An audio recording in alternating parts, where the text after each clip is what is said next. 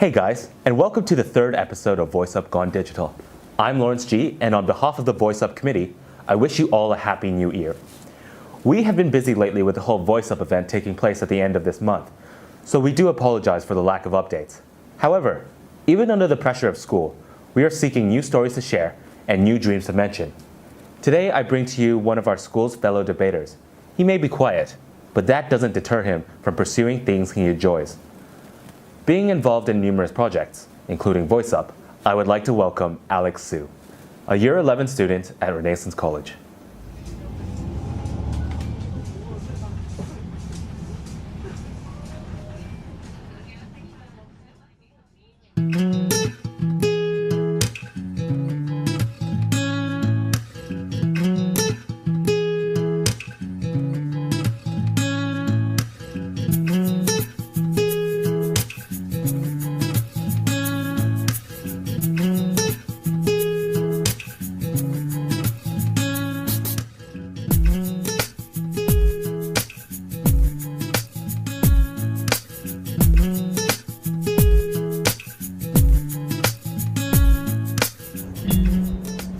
Greetings, my name is Alexander Su, though many just call me Alex. I was born in Hong Kong in 1999 and I'm currently aged 15. Not a lot of people may know, but despite living in Hong Kong and being well immersed in our local values here, my nationality is Brunei, though I am not that intimate with my native country.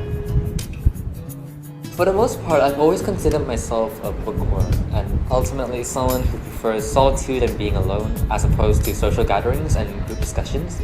Unlike most of my friends and classmates who are outgoing, garrulous people who enjoy being the center of attention, I guess, I am what a lot of people would stereotype as an introvert, one who is energized when immersed in independent activities. Although I don't really do sports, I do enjoy reading a lot as well as debating and focusing on academic work. For a long time, I've aspired to be a doctor, appealed by the profession's noble and service-oriented calling. Yeah, I guess that's me. A day in the life of Alex Su.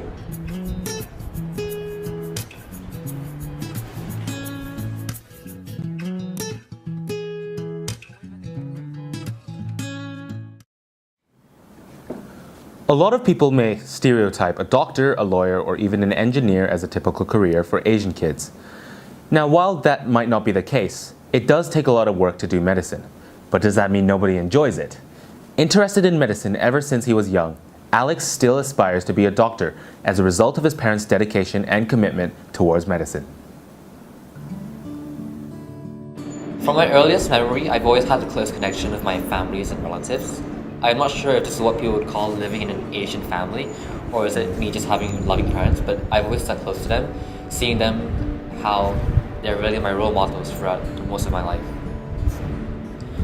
During my childhood, I was quite exposed to the world of medicine, my father and mother both coming from the medical field, so I would always be inquisitive and alerted by their conversations.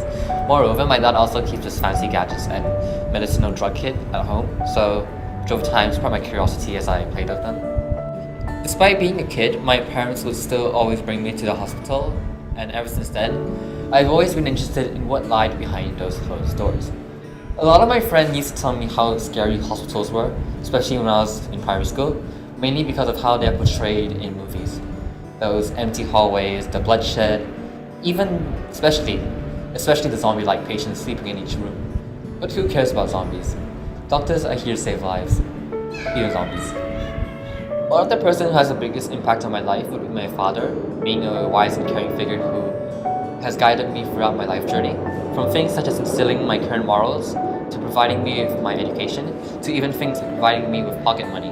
My dad has one of the largest, if not the most biggest, impact on my life.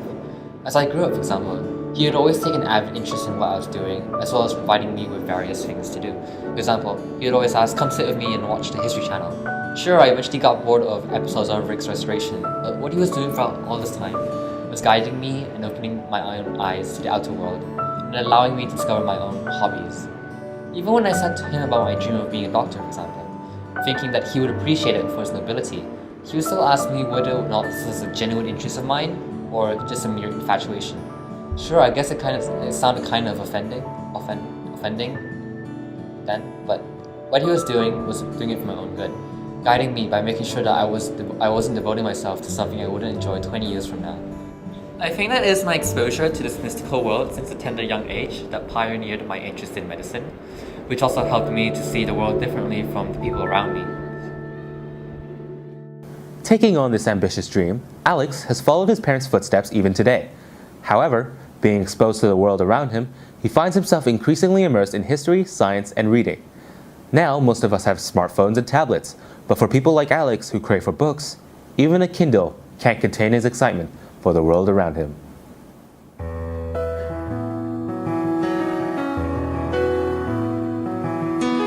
Besides medical equipment, my father also had numerous books at home that weren't just medicine related, but also ranged from a variety of topics like history, to politics, to science, to food travel. Yeah, food travel. I had a huge collection of books at home, books like the history of Mediterranean, as well as the rise and fall of Genghis Khan. Whilst I had little interest in food travel, I started picking up the books he left behind since the age of 9. And of course, there was the internet, as well as new gadgets like a tablet, which I could get used to and use. But I don't know, the book to me was like my cup of tea. It was invigorating. It was like traveling 1,000 miles across different time eras. We're all within the coziness of a sofa or your own bed. By their initial level of sophistication, I was quite immersed as these books opened up a whole new world to me, a whole new world of knowledge that I could acquire elsewhere. Although they covered topics that I never have heard of, this only attracted me even more to these books, to read them over and over again. A lot of people would say that you should read things that you're interested in, but honestly, from the moment I picked up a book on the history of tea, I discovered that people had things backwards. That as long as you're interested in reading, knowledge and understanding will come naturally to you. Reading everything will get you somewhere, except for food travel. I don't really understand how anyone would have a genuine interest in food travel, but that's just me. Anyways, reading everything will always get you somewhere, in my perspective. I continue to follow this doctrine even today, and from that I remain fascinated in medicine, politics, history, culture, and more. Maybe someday I'll pick up food travel, but not today.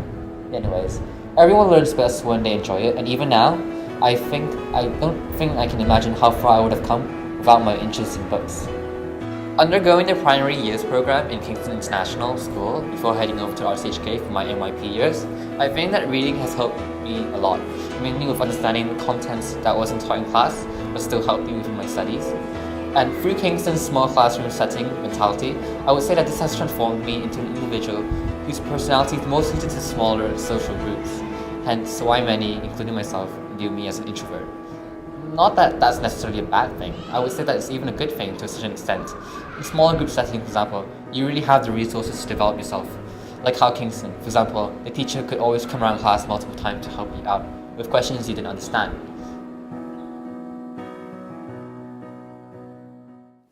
And so, with this sedulous drive and an insatiable desire to learn more about the world around him, Alex grew to become a debater, a member of the sustainability team, and a dedicated volunteer at our school. However, while a lot of people do service at school for the sake of meeting the service requirements established by the education system, what does Alex have to say about extracurriculars? Ever since my first day in RCHK, I have been exposed to numerous community and service events. While I wasn't necessarily thrilled by the idea initially, given the amount of time it took, as well as the mundane experience of the first couple of activities, I started treating community and service as something to take off my scholarship checklist rather than something that you should be doing for the heck of helping people and benefiting people. Nonetheless, after a few activities, I started realizing that my initial opinions were attributed to the prejudiced view I had, since no one in my year back then really did service. Not that it was a bad thing back then. I understand why people would not do it, as they probably had better things to do back then. But either way, it still can't shake off the fact that service then across the year in general was really not what to expect from now for people these days. As for what I'm doing in school, I guess one thing that I'm actively involved in is the school's debate scene. Even though people might see me as an introvert, that doesn't necessarily mean that I'm shy of public speaking in general. As one of the school's debater, I have participated in various competitions under the school's name. I wouldn't say me really. To be honest, it's rather a group collective, like every other kind of student-led activities you have out there. You get tons of quarrels and sometimes you have people falling out, but eventually you are still one tight little group, and at the end of the day, you get along just fine and succeed in your goals as a team. I guess this has changed me in the way I look at things, the way I approach people, to be more exact. I started out shy and reclusive, but over time got used to the setting, and then I started being more vocal about everything. As I matured over the past few years, I grew open to newer ideas, newer prospects, and most importantly, the actual reality. Hatred and loathe towards schoolwork and extracurriculars turned to enjoyment and desire for more, just the mentality of opening your own eyes to the world around you. At this point, I started seeking other passions that clashed my innocent childhood naivety of following my parents' footsteps of being a doctor. Passions that I was really interested in, that tugged me away as I was sucked into this new riveting realm. I was actually thinking about doing law for a moment, not only because the idea of upholding justice came to me, but because it was something that I knew that I could handle pretty well enough. Nonetheless, I decided that for now, I would still opt to follow my dream of medicine. Maybe people would call me being foolish, or maybe I'll be called stubborn, but yeah, I guess you could call me that. But for now, I figured that my interest still lies in medicine. Even so, dreams can still change, right? Many people might not contemplate this over a long period of time, but being an introvert, he is extremely self-conscious about his interests, desires, and aspirations. The clashes have left me clueless and diffident for a long period of time. I would have all these ambitious ideas of creating clubs, taking charge of extracurriculars, without being aware of how packed my schedule was. Subsequently, I questioned what my real values were, who I wanted to be, what I was most passionate for, etc. etc. This effectively has taught me that the real world wasn't forgiving, that it would spin you in circles until you collapse, confused. Most importantly though, it taught me that sometimes I might have to move on from my childhood dreams, that even if I wanted to be something, there's a real possibility that I can't. I might be young, but the world isn't. I've always aspired to be a doctor since I was young, and to me, dreams are fairly important in realizing who you are and who you want to be. However, even so, I still continue to enroll myself in various extracurriculars. Although I still wish to pursue medicine, I am now more than happy because I keep my options open by forcing myself into all these new activities out of pure passion that can help me meet new people as well as learn more about myself. If dreams didn't exist, I don't think I would be the same person as who I am today, because I feel that I am the product of dreams, the product of the expectations I have for myself, and the visions that keep me moving forward. I know it sounds really philosophical as well as cheesy, and a lot of people would judge me for that, but just think about it. If you didn't have dreams, would you still be where you are today? Even now, I succumb to the stress that my parents and my friends give me over academic excellence. I believe that this undermines my dreams, as the academic pressure here is lowering my self-esteem and sending me the occasional message that currently I'm inept at achieving my dreams. As a result of this, there are times when I feel quite dejected and pessimistic about where I will be in 20 years' time. But however, as the NYP is coming to a close, as I become more well immersed in the actual reality out there, I think I pretty much got this. Yeah, I got this. And that concludes this episode of VoiceUp. Thank you for watching, and don't forget, our upcoming VoiceUp event will be taking place on January 30th, 2015. Please do sign up on Eventbrite, and hope to see you guys there.